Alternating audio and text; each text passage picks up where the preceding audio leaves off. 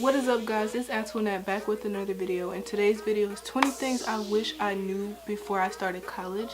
I'm currently a sophomore in my second year of school, obviously a sophomore, but it is my first half of my second year of college. It's almost done, so I decided that I would give y'all 20 things that I wish I knew.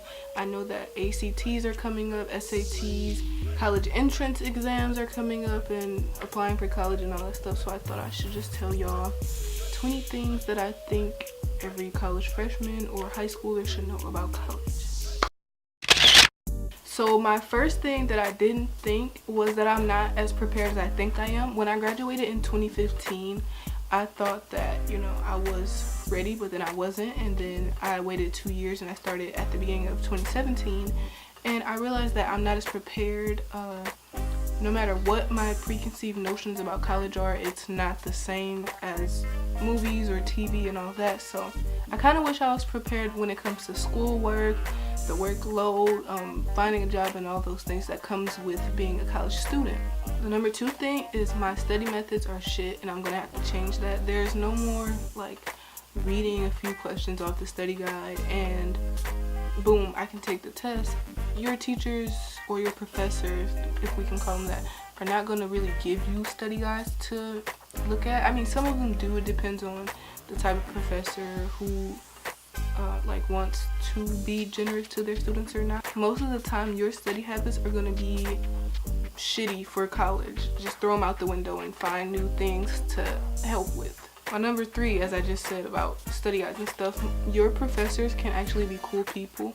My first semester of college, I didn't really like my professors because they were decent, but not decent. It was just like the first semester I was getting used to their teaching methods and things like that. But this semester I have really cool teachers. I'm taking classes that I'm interested in, and the teachers seem like they're passionate about it, which you can tell. A student can tell when the teacher doesn't want to be there. So I think that is one of the number 1 things. They have to be passionate and they have to like their job, or it's just going to be messed up for both of us. This is not like a serious thing, but I do think about dropping out more than I should. When I wake up getting ready for school, I'm like, I should drop out. Like, this is not what I envisioned college would be like. But I am going to a community college, which is probably the reason why it feels different when it comes to school and college and all that stuff. I should probably keep a planner and stay off of social media, because this past Thursday had a test. Knew I had the test before I left school. Came home, went places, was on social media like 4 o'clock in the morning. I was like, that I just missed. So that was one of the things where I was like, yeah, I'm just gonna have to kind of maybe during the weekdays stay off social media, or maybe give myself an hour a day to scroll as much as I want to. But of course, going to school full-time is a full-time job. You need to be studying at least 40 hours a week for each class. Depends on how many classes you're taking, which above, I think 14 credits is full-time. I think I'm taking 13 credits. Don't quote me. This is a given. Going to class helps. Don't fall into the trap of skipping like I did. I barely go to school, which is horrible, but yeah, probably gonna have to get into that because tuition isn't cheap, but I need to make sure that I'm there and learning and interacting with people. I wish I knew to pick a school that isn't inconvenient when commuting. My school is a half an hour away from my house, which it could be fine for some people, but me, considering I hate to drive, I hate getting up early, that's kind of an inconvenience. So I plan on transferring to a school closer to home and probably maybe going to stay on campus next semester. We'll see about that. I wish I knew that you had to pay for literally everything in college, because at this point I'm just broke. You have to pay for pencils, pens, like textbooks. I mean, in high school they gave you the radio textbooks, but you still had them for free. Now you gotta pay $400 for textbooks, $50 for notebooks and all that stuff, depending on how much you need. The other day I was in the school cafe and I had to pay 50 cents for a fork. Like, do they just think we're made of money because we're in college? Making connections with people in high school was easy, right? Making connections with people in college is terribly hard.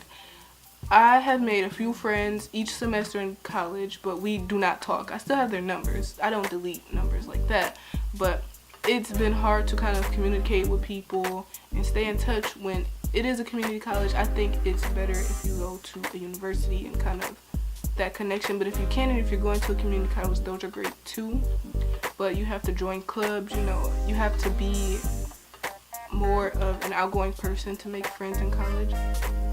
One of my best friends from school, Sienna, I met her in, I think, Spanish class, and we just clicked. First of all, she hated the class, I hated the class, that it was just gonna happen. Like, come on, she sat next to me.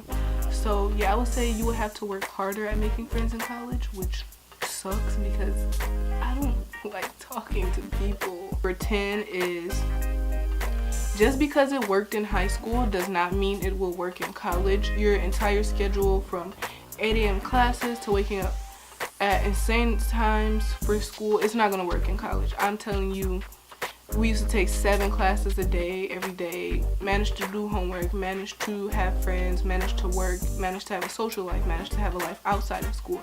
In college, not so much. You're going to be working your butt off. And I would recommend get like a 10 a.m. class, 10 or 11, whatever works for your schedule, but do not get the 8 a.m. your first semester because it's not going to work. Another thing I wish I knew was to not sweat the small stuff and keep on pushing with this, because in college you're your biggest motivation. You are the only person to tell yourself to get up and go to class. You're the only person checking your grades. Your parents aren't allowed to see your grades in college. So I feel like at this point you have to not sweat the small stuff. You failed the test, oh well, go take the next one. Study harder for the next one. You missed a class, okay, go to the next one. Don't miss again. You don't understand the material, ask people. Do something that is going to make you feel better, because sweating the small stuff your whole entire college career is going to be basically flat, because you know you sweat everything. I wish I knew that my major could be changed. Right now my major is psychology, but I don't know. At first I thought like the first thing you have to get is the first thing you study, meaning the major you pick you have to take all 4 years of and just have a degree that you don't want. I mean, I'm happy with my degree, but some people go into college for something like engineering and they don't want to study that. So you can change your major. I mean, if your parents pay for your school, that's kind of tough, because then you have to deal with them telling you what to study. But for the most part, college is for you. This is your life. You can go and change your major if you want. I realized that I'm allowed to have mental health days.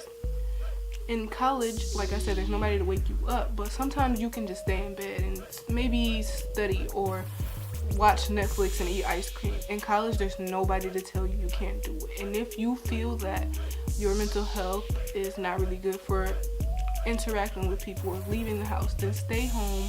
Don't fall into the trap of staying home too long. But if you need to, email your professors, tell them how you're feeling. I'm sure they'll understand. They probably won't even care at this point. I mean, it's your grade. But go ahead and take that day. Maybe go see a therapist, or maybe go watch some ducks swim, or whatever you like to do to relax, because that's what's best for you. 14, this is what I said throughout the video. You're your own biggest motivator. Nobody's going to be watching you. Nobody's going to be babysitting you. Like in high school, your teachers would tell you when you were failing and stuff. Most of the time, professors don't care. They're just there to teach you, click the slides and all of that. So you have to be on top of your game 24/7. You have to be ready to show people that this is what I'm doing with my life and I'm taking it seriously. College is the biggest step for me, you know. So if you're gonna go all into it, I mean, you're paying money to go to college, so you have to be serious and you have to be here for it. You have to be able to do it. And if you can't, then I'd suggest maybe taking a break or just quitting altogether. How about that? 15. So my first semester of college, I kind of studied and struggled on my own. But this semester and last semester, I discovered the tutoring center in my schools, which are free. You don't have to pay extra, meaning out of the thousands you already pay for college, you don't have to come out of pocket anymore. For my school, we have a writing center, which they help with essays and basically anything to do with writing. We have a tutoring center where they have study groups. Sometimes you can get one-on-one tutoring, but that's not all the time, so you probably have to look in on that. But it helps. It really helps. I could see that sometimes the pressure wasn't all on me. If I didn't know anything, I just go to tutoring and check out what they had to say or what they had to help. 16 for college. Eat a little healthier. It is going to help you in the long run with energy and walking and weight and all of that. The freshman 15 is real. I don't think I really gained any from the freshman 15. I think it's more being on campus and living in dorms and having the eateries and cafeterias so readily available. But it's to eat a little healthier, to take care of my body more, because you always want to look good for yourself, right? And you always want to be able to have the best energy to stay up and study or stay up and join a club or work. Just eat a little healthier. My biggest one is not to cram and to learn over time. I think staying up until 4 a.m. is the worst thing you can do because you're not going to remember anything. Your brain needs to sleep. I used to stay up and just like cram and do all of the math questions or math homework before I could wake up and go to class. But now it's just like, when you get the material, go home and study it, maybe study the next day and gradually learn what you learned on that day. Go over notes, maybe rewrite notes. It's just to not cram and try to learn everything at one time, because that's not going to work with anything you do in life. Learning it at one time, you have to take it slow and just like keep practicing, keep studying, keep writing notes, all of that stuff to maybe help you get better with studying. In college, you're about as average as everyone else. There's not one student that's smarter than the other. Well, that's a lie, but in college, nobody cares what you did about in high school. You were a straight A student. Nobody cares if you were on the basketball team. Nobody cares if you used to do this and that. And nobody, you can walk to school in a onesie pajama or whatever you call them, and nobody will care, because that's just the environment. It's better, I feel like, because it's now adulthood and everybody doesn't really notice people, I guess. We don't notice you are average as everyone else. You have a clean slate from high school. In college, you have a clean slate to prove yourself, prove who you are, and like find yourself and become a different person than maybe your high school reputation or your neighborhood reputation. So college is really good for that. I like that. If you want to do, maybe join a K-pop club or maybe do chess, nobody's going to care about that. Maybe your friends will encourage you, but nobody's going to shame you for being you in college, I think.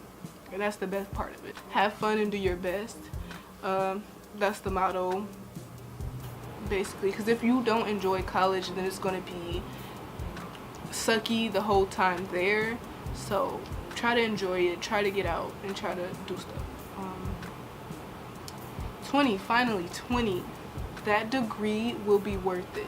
At the end, in the 4 years, you'll have a degree. You can get any job you want. I mean, with this job market, maybe not, but you can get any job you want. You can go out and be whoever you want. With that degree, you're making more money, hopefully. You learned experiences in college that you probably wouldn't get anywhere else, and you have fun. So it will be worth it in the end. And I didn't realize that, but seeing my best friend Sophia graduate college in January and seeing how happy she was and seeing her doing well right now, that's just motivational for me, being the younger friend. So that is it for this video. If you enjoyed it, I recommend, subscribing to see more things like this or seeing different content from me. If you have questions about college, you can leave it down in the comments below, and see you next time.